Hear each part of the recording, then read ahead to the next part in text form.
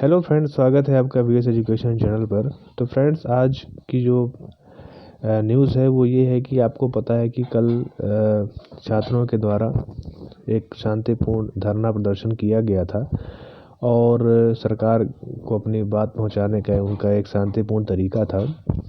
तो यहाँ पर अगर प्रिंट मीडिया का या इलेक्ट्रॉनिक मीडिया का साथ मिल जाता है तो चीज़ें थोड़ा सा और आसान और सरल बन जाती हैं। तो इसी क्रम में एक न्यूज़ अखबार ने यहाँ पर उसी जो कल आंदोलन वगैरह हुआ था, धरना प्रदर्शन हुआ था, उसके संबंध में यहाँ पर एक न्यूज़ उन्होंने छापा है। वो मैं आपको पढ़ के बता देता हूँ कि पद बढ़ाने की मांग को लेकर प्रदेश भर में करेंगे आंदोलन, ऐसा मतलब संघ का कहना है। वेटिंग लिस्ट में 85 नंबर वाले शिक्षक हुए चयनित, पद नहीं बढ़े तो बाहर रह जाएंगे। प्रदेश में के स्कूलों में नए शिक्षा सत्र में भी शिक्षकों की कमी दूर होने के आसार नहीं है। वजह है कि अब जल्द ही आचार संहिता लग जाएगी।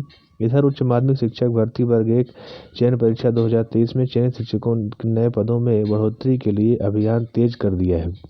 ये 16 विषयों में पद बढ़ोतरी मांग कर रहे हैं। शुक्रवार को ये भोपाल में एकत्रित हुए और पद बढ़ोतरी की मांग की। चयनित शिक्षक दिव्येश तिवारी ने बताया कि भर्ती करीब 34,800 पदों पर की जानी है, लेकिन सीधी भर्ती में पुरानी भर्ती के पदों को भी शामिल कर लिया गया है। जो पद 2018 में निकाले गए थे उन्हें भी इसमें जोड़ दिया गया है।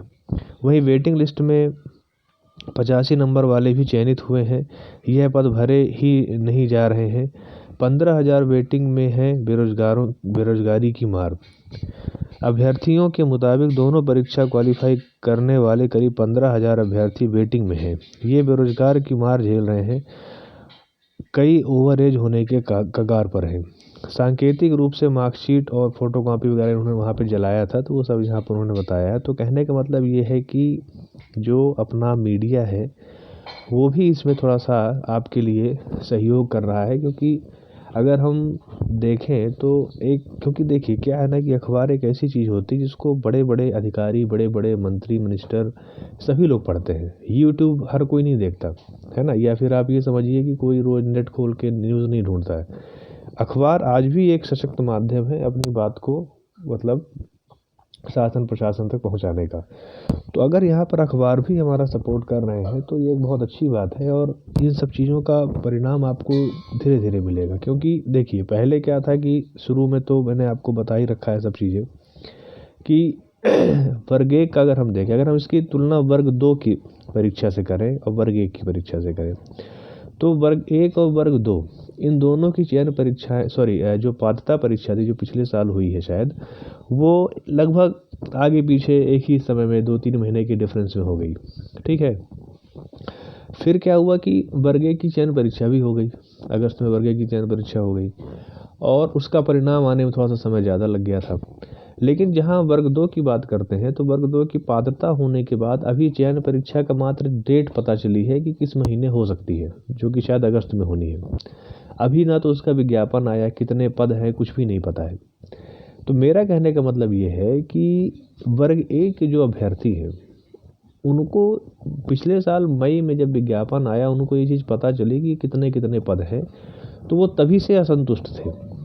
वर्ग 1 के अभ्यर्थी मई 2023 जब से विज्ञापन जारी हुआ, जब से वो ये जाने कि इस फला फला विषय में, फला फला कैटेगरी में इतने पद हैं और इतने बैकलॉग हैं, जो चीज़ें जो भी हैं उनको तभी से पता चला। वो तभी से असंतुष्ट थे। उनको पता था कि इतने पद में नहीं होने वाला, लेकिन उनको अपनी बात सरकार तक कहने का कोई माध्यम तो बहुत थे, लेकिन उनके पास समय नहीं था, क्योंकि उनको पढ़ाई भी करनी थी। अगर वो पढ़ाई छोड़ के इस काम में लग जाते तो शायद वो आज रेस में ही नहीं होते, है ना। तो मेन वजह वो थी कि जो बच्चे जो है उस समय मई जून का महीना था, एक तो गर्मी भी थी, दूसरी बात उनको 2 महीने के बाद उनका अगस्त में शायद पेपर होना था। तो वो पढ़ाई करते कि वो ये आंदोलन का वो करते, है ना। इस वजह से वो ऐसा नहीं कर पाए। लेकिन फिर भी बच्चों ने अपने स्तर पर, लोकल स्तर पर ही ज्ञापन वगैरह दिया, है ना, सभी को अपनी बातें पहुंचाई और वहाँ से भी उनको ढेर सारा आश्वासन मिला। ठीक है। आज भी आप किसी मंत्री जी से आप मिलो तो कोई मना नहीं करेंगे कि मतलब आपकी मांग मतलब न्याय संगत नहीं है, आप अनुचित मांग कर रहे हो, ज़बरदस्ती की मांग कर रहे हो, ऐसा कोई भी मंत्री जी या कोई भी मिनिस्टर ऐसा नहीं बोल रहे हैं। तो थोड़ा सा प्रयास आपको जारी रखना चाहिए मेरे हिसाब से, और धीरे धीरे करके सफलता आपको मिलेगी। लेकिन ये है कि आपका प्रयास अनवरत होना चाहिए और सतत होना चाहिए, कहीं पे भी कोई दिक्कत इसमें नहीं आनी चाहिए, और एक सकारात्मक सोच भी होनी चाहिए। निराशा भी हाथ लगती होगी, लेकिन फिर भी आपको प्रयास यहाँ पर जारी रखना चाहिए मेरे हिसाब से। तो यही है फ्रेंड्स पद वृद्धि के लिए। अब एक दूसरी जो न्यूज़ है, हालांकि मैंने कल उसको कवर किया था पद वृद्धि का, तो यही न्यूज़ है। एक दूसरी न्यूज़ यहाँ पर ये है, जो कल मैं 8713 वाला जो आपको बता रहा था, वो भी न्यूज़ आपकी आज मीडिया में आई है। तो वो न्यूज़ यही है कि मतलब हाई कोर्ट ने सरकार से कहा ऐसा कोई सर्कुलर जारी हुआ है तो पेश करें।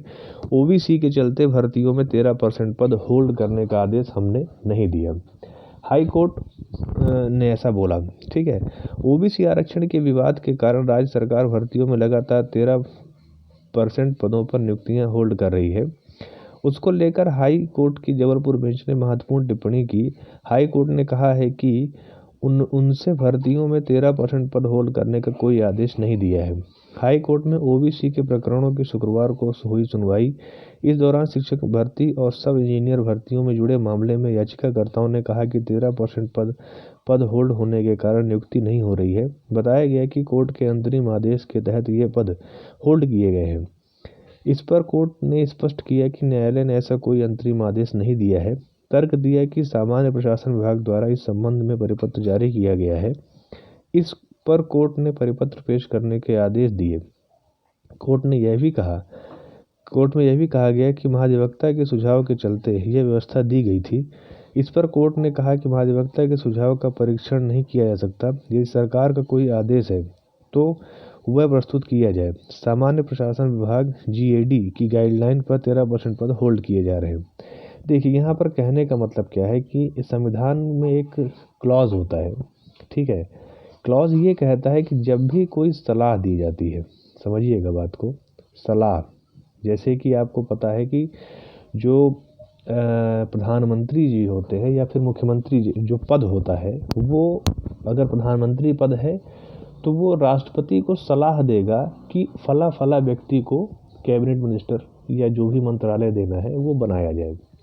तो जब भी सलाह दी जाती है ना, या फिर मुख्यमंत्री जी लेवल के लेवल पे देखा जाए तो मुख्यमंत्री राज्यपाल को सलाह देंगे कि फला फला व्यक्ति को मंत्रालय दिया जाए। तो जो ये सलाह है, इसकी कोई भी संवैधानिक जांच नहीं हो सकती है। जैसे संविधान क्या है, मतलब संवैधानिक जांच का मतलब न्यायिक पुनर्निरीक्षण नहीं हो सकता।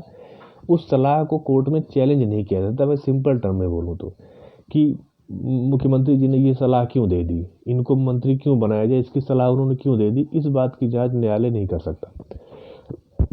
तो यहीं पर माननीय हाईकोर्ट ये कहना चाह रहे हैं, जबलपुर हाईकोर्ट, कि अगर महाधिवक्ता के सुझाव पर यह व्यवस्था की गई है, सुझाव मतलब सलाह, तो उस सलाह की जांच कोर्ट नहीं करेगा।